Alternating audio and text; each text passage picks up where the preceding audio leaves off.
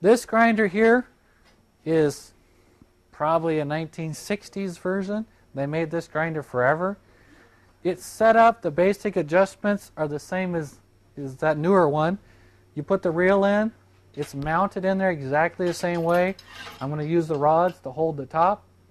Once I get it in there, I'm going to parallel it up and down and forward and back.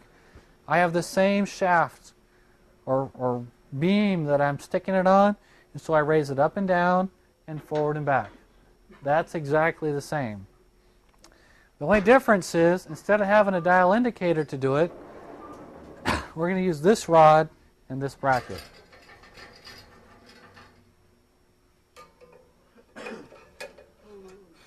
So you're going to stick the rod in. You can actually pivot it around. And I'm going to put the rod in until it just touches the top of the shaft. Pull the rod out, come down, just touch the top of the shaft. When it does, and I've done all the adjustments, then I'm going to come out. I'll lower this down until the rod points right to the center of the shaft. I'll stick it in until it hits the shaft. I adjust this lock. So it hits the lock and it just barely scrapes that center shaft. I'll pull it out. Goes in. It just bottoms out and just barely scratches that metal shaft. When it does that, and I've done the in and out, then I'm ready to grind. Remove the rod. I have a finger here just like the finger on that one. You put the blade on there. I adjust this up or down until I get the desired angle that I'm looking for. I do all my relief grind. Exactly the same as that. There's no difference. Once I get done with that, that's where these two machines become very different. That one, we put it into a spin grind. We put a motor on the end, we spin it, and we grind all the blades almost at one time. This one is different. And I have to put that land, that important land that's on there, that's 40 thousandths of an inch wide, should be at a 90 degree. I have to try to get that in there. And the way you achieve that is you lift this stone up until those three circles line up in a parallel row. So I want the center of this to reach the center of this shaft to reach the center of the reel itself. And I'm going to move that up until I basically eyeball it and I get that. And because I never want it to be over 90. I want it 90 or slightly less. What I'll do is find what I think is 90 and then I'll lower the stone down just a hair.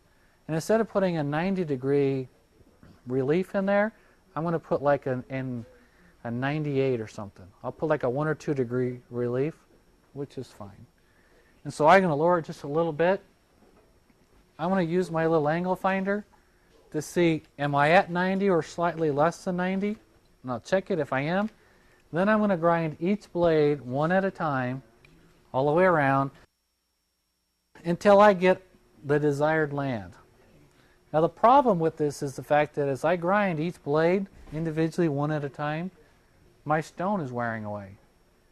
So when I get done going and I get all the way to number 8, the stone will be a smaller diameter. So number 8 will always, no matter how good you are, 8 will always be a larger diameter than number 1.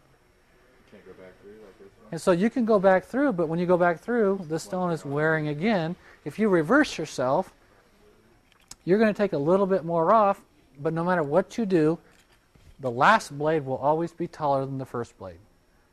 So the only way you can correct that is either just send it out and let it mow, and the high blade will wear itself down until they're all touching, and you have really poor quality cut for the first 2 hours, 3 hours, or you have to backlap, which puts you back to a whole nother operation, plus you do individual blades that's real slow. Then you got to go and backlap. That's pretty time consuming. And so if your technician's got a lot of stuff that he's trying to do, and he's trying to do each individual blade, then backlap, it's pretty easy to figure out how to justify getting up to an older spin grinder and switch from individual reliefs to at least an older spin grinder, because that's a very time-consuming operation. So that's the only difference between these two, is the spin grinding operation. But that makes it a perfect cylinder. This one, no matter how good you are, you will never have a perfect cylinder. And you have to backlap if you want it to be a perfect cylinder. What about moving this in and out? This one faster? Do you have to use like a ratchet? This one you just loosen this and it slides in. So there's not a lot of difference there. Hasn't even changed. It's the same. And this is exactly the same. So that part really isn't different. This rod versus the dial indicator is not a big difference. Once you get used to this one, I almost prefer this one better. I have a little bit faster moving options here. Like when I'm setting the up and down, I can actually lower this down to it. That one I have to loosen that lock nut and try to slide that whole bulky mechanism down. It's kind of a pain, really. So setting up, I can set them both up the same amount of time. They both take a lot of time. The only difference is when I get done doing my relief, I can't spin grind this one. I have to do an individual blade, and you'll never get them all even, so you have to either backlap or live with poor quality cut until the top one wears down to the lowest one. And when you set your paper reel to bed knife contact, you're going to have one blade that cuts paper, and all the rest are going to pinch paper or do something goofy. So you it's just not ideal. So you backlap, and it's a whole nother process that realistically is time consuming, and the time that a technician will take in 1 year will pay for the difference in price for this one.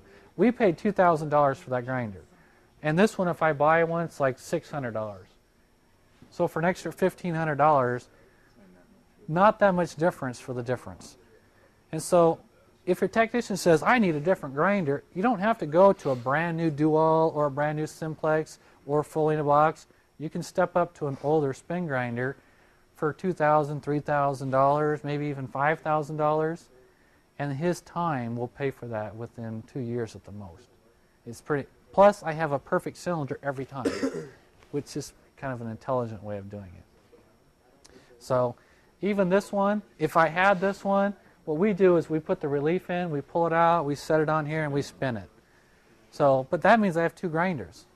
Seems like a lot of space waste. It's, somebody gave me this, and so I do that. But, to spend $25,000 on this one and then buy one of these to do the relief, that may be an option. If I had a Dual, get one of these for $600, put my relief in, take it out, spin it, put it back on the machine. I would do that versus trying to do it on here. So